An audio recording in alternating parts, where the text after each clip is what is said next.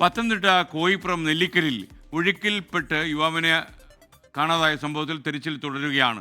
വള്ളത്തിൽ മീൻ പിടിക്കുന്നതിന് വേണ്ടിയാണ് ഇടയിലാണ് ദേവിശങ്കർ ഒഴുക്കിൽപ്പെട്ടത്. കൂടെ ഉണ്ടായിരുന്ന രണ്ടുപേരുടെ മൃതദേഹം ഇന്നലെ കണ്ടെത്തി. ഇദ്ദേഹത്തിനെ കണ്ടെത്താൻ കഴിഞ്ഞിട്ടില്ല. അന്വേഷണം എപ്പോഴും തുടരുകയാണ്, തെരച്ചിൽ തുടരുകയാണെന്ന് നമ്മൾ മനസ്സിലാക്കുന്നു. നീന്താൻ വളരെ വിദഗ്ധരാണ് എന്നുള്ളതാണ്. മാത്രമല്ല ഇവരൊക്കെ പള്ളിയോടത്തിൽ പോയിക്കൊണ്ടിരുന്ന ആൾക്കാരുമാണ്. അപ്പോൾ ആ ഒരു കാരണത്താൽ നീന്തൽ അറിയാമെന്നുള്ളത് സംശയമില്ല. പിന്നെ ഇവിടെ ഇത് ആദ്യമായിട്ട് നടക്കുന്ന ഒരു സംഭവമാണ്. ഇത് ഇപ്പോൾ കുറഞ്ഞ ഒരു 7-8 അടി വെള്ളം ഉണ്ടായിരിക്കും ഇവിടെ. എങ്ങനെയോ ഇവർ മീൻ പിടിക്കാൻ പോയി ആ സമയത്ത് എന്തോ ഒന്നുകിൽ വള്ളം മറിഞ്ഞു, അല്ലെങ്കിൽ വലയിൽ കുരുക്ക് വീണു മറിഞ്ഞതായിരിക്കാം.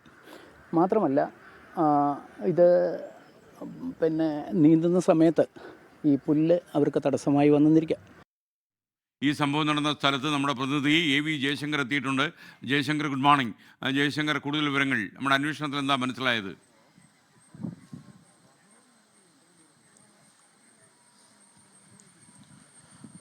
എന്തായാലും ഈ നെല്ലിക്കൽ പാടശേഖരത്തിൽ നിലവിൽ ഫയർഫോഴ്സിന്റെ തിരച്ചിൽ നടക്കുകയാണ്. രാവിലെയോടുകൂടി തന്നെ ഫയർഫോഴ്സ് എത്തി ഇവിടെ തിരച്ചിൽ ആരംഭിച്ചിട്ടുണ്ട്. ആ പാടശേഖരത്തിന്റെ മധ്യഭാഗത്താണ് നിലവിൽ ഫയർഫോഴ്സിന്റെ സ്കൂബ സംഘം തിരച്ചിൽ നടത്തുന്നത്. പ്രാദേശിക സഹായം കൂടി തേടിക്കൊണ്ടാണ് ഈ ഒരു തിരച്ചിൽ. ദേവ്ശങ്കറിന് വേണ്ടിയാണ് തിരച്ചിൽ. ഇന്നലെ വൈകിട്ടോടുകൂടി 6:00 ദേവ്ശങ്കറും സുഹൃത്തുക്കളും ഒരു ഫൈബർ വള്ളത്തിൽ മീൻ പിടിക്കാൻ പോകുന്നത്. പിന്നീട് ഈ വെള്ളം മറിഞ്ഞ് അപകടമുണ്ടായെന്നാണ് പ്രാഥമികമായി നമുക്ക് ലഭ്യമാകുന്ന വിവരം.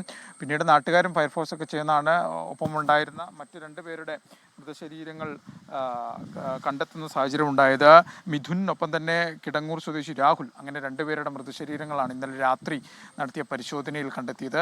ഇനി ദേവ്ശങ്കറിന് വേണ്ടിയുള്ള ഒരു പരിശോധനയാണ് നിലവിലൂടെ ഫയർഫോഴ്സിൻ്റെ സ്കൂബ സംഘം നടത്തുന്നത്. ഈ നാട്ടുകാർ ഉൾപ്പെടെയുള്ള ആളുകൾ ഈ സംഭവം അറിഞ്ഞ ഉടൻ തന്നെ ഇവിടെ എത്തിച്ചേർന്നു. പല ആളുകളും ഇപ്പോഴും ഇവിടെ ഈ സ്ഥലത്തുണ്ട്. എന്തായാലും വലിയൊരു അപകടം ഈ നാട്ടിനെ സംബന്ധിച്ച്. ഇങ്ങനെ ഇതാദ്യമായാണ് ഈ പാടശേഖരത്തിൽ ഒരു മരണമൊക്കെ സംഭവിക്കുന്നത്.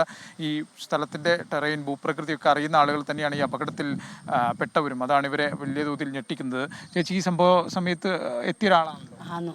ഞാനിവിടെ ഉണ്ടായിരുന്നു.